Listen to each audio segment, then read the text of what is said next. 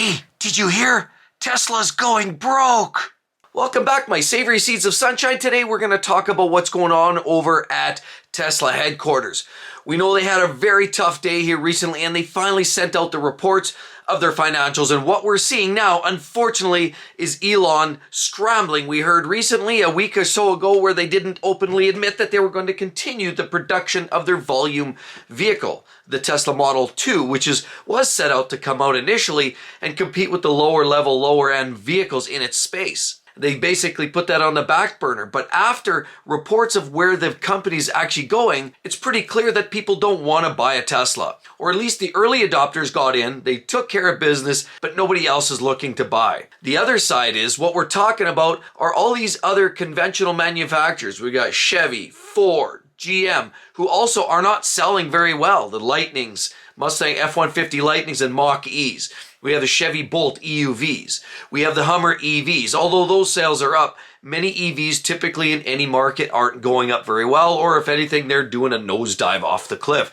We talk about Audi e-tron GTs not selling, and the used car market is destroyed. They're going down the toilet. As well, we're talking about Porsche Taycan. They can't sell those either, and they're one of the best on the market from a driver's perspective, but electric vehicles are not really what people are looking for. Nobody wants to be pushed into the corner, and it's pretty clear. I had a quick look over on Tesla's site, and I've been kind of watching the market a little bit on the new sales, or the sale price of their new vehicles. And I just found today that Tesla Model S Plaid, which is one of their premier vehicles, the one with the 1,000 horsepower, has been further marked down another couple grand. Up until recently, they were going for about 124,000 and change on the Canadian market, and now they're down to about 122,000. Clearly further abandoning those people that bought their cars 3 or 4 years ago when they paid $150,000, $160,000.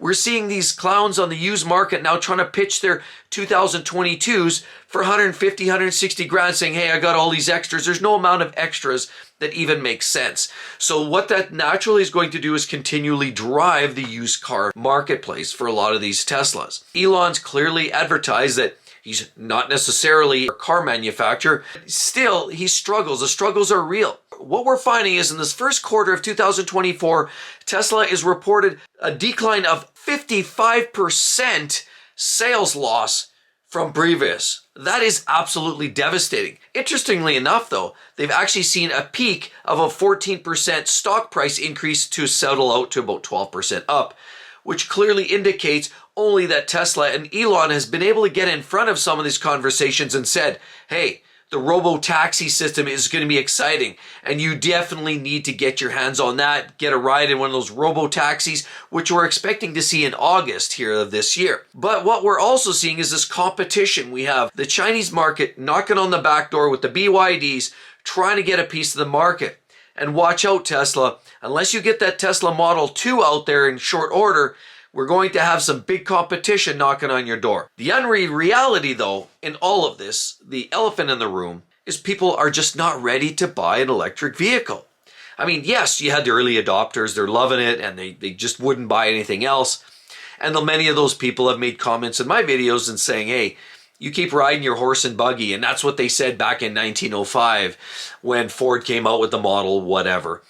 You know what? That's okay. Everybody has different strokes for different folks. But quite frankly, until we see proper infrastructure in place, until we see the support by the proper upgrades by the distribution, transmission, and generation utilities, until we see some of the significant upgrades, people aren't bought in. Until we see ranges go up to 600 miles per charge. Until we see a vast abundance of charging facilities. Until we see some of these big improvements, people aren't buying. And not just Tesla. We've seen the F-150 Lightning not selling. And that's why even Ford's gone back to say, you know what, we're going to scrap that idea a little bit for now. We're going to go back to the Ford Maverick, which is clearly a hybrid, and people are okay living with that because they like the fuel economy, but they also don't want to give the internal combustion engines up. And while a lot of the die-hard electric vehicle fans or EV fans are saying, yeah, just wait till they figure this out. They just don't know what they're missing. Yeah, we all know what we're missing or not missing, and that's the problem. There's too much of this being forced on people, the mandates. You know what? And it's clearly telling. It's telling what's going on in the marketplace. People are not ready for it. They're expensive. And now Tesla's saying, look, them getting in front of this whole report of the 55% decline in sales, the only thing that sort of saved their bacon was the fact that Elon advertised and said, oh, scramble, we're going to actually expedite the production of this Tesla Model 2. Because ultimately the cost of a lot of these electric vehicles are prohibitive. A lot of people don't have the money. They don't want to spend $100,000 on an electric vehicle or even $70,000 on what equates to a Fisher-Price toy for a lot of people, at least in their mind. There's no doubt the performance is great and being off the, well, you're not actually technically off the grid, but you don't have to stand there necessarily and be subject to, up and down fuel prices. Once everybody's weaned off of fuel and they go pure EV, that's when that becomes a monopoly, and that monopolized means people are going to pay more for their electric bills. So wait and see how that turns out.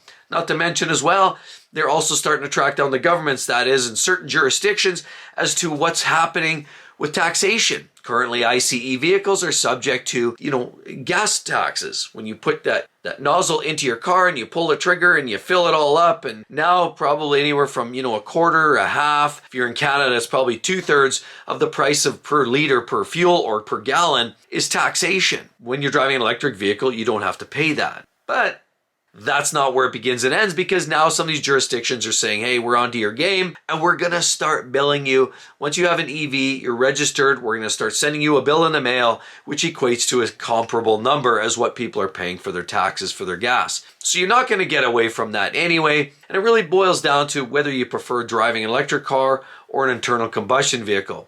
But I believe the customers have spoken. Sales are down on EVs for certain. Definitely on Tesla. Even with some of these aggressive price cuts that we've seen in the last couple of years, people are just done with it.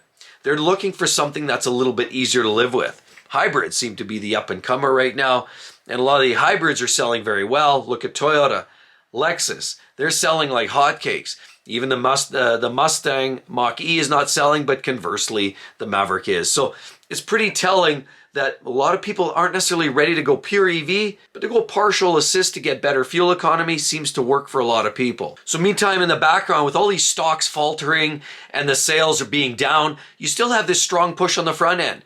Tesla's upgraded the Model 3, made it fresh, gave it a fresh new facelift. It's got a lot of press out of that, as well as the new Model 3 Performance. Promises 500 plus horsepower and a 0 to 60 time of 2.9 seconds. Means that they're still continually pushing and marketing the sales of some of these electric vehicles. People aren't necessarily ready to get on board, and as long as we have vehicles that are up at $100,000, people are just not having it, because it's sort of counterintuitive to the idea of driving an electric vehicle. Ideally, it was cleaner environment, which we know is not necessarily true, as well as cost savings on fuel, which again, not necessarily true. And of course, it's just an awkward position now for Tesla to be in. We have so much competition.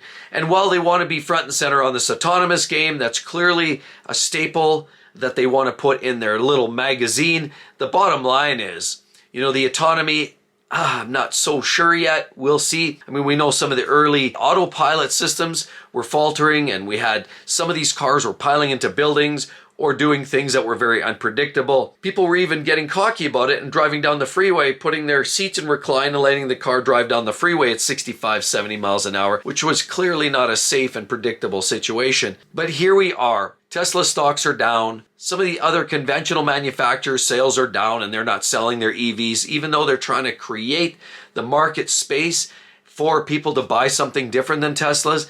People just aren't necessarily stepping up and buying too much of these electric vehicles. When we have BYD chirping in, selling vehicles at $1,000 or $1,500 over sticker, and they're coming in fast and furious, they're offering an alternative, which is very cheap, low-cost fuel, low-cost driving alternative. That's what a lot of people are ultimately looking for. So is Tesla going down? Are they going broke? All signs are not positive right now, and Tesla seems to be standing on the edge, ready to slam that door and run out the back. And with all of that said, don't be sucked in. If you're out buying a car, scams, dealers are full of them. They're coming up with new and in more inventive ways to rip off the consumer. Definitely want to check that out so you can avoid some of those worst scams that these dealers have figured out. Hope to see each and every one of you on the next one. We'll see you real soon. Bye-bye.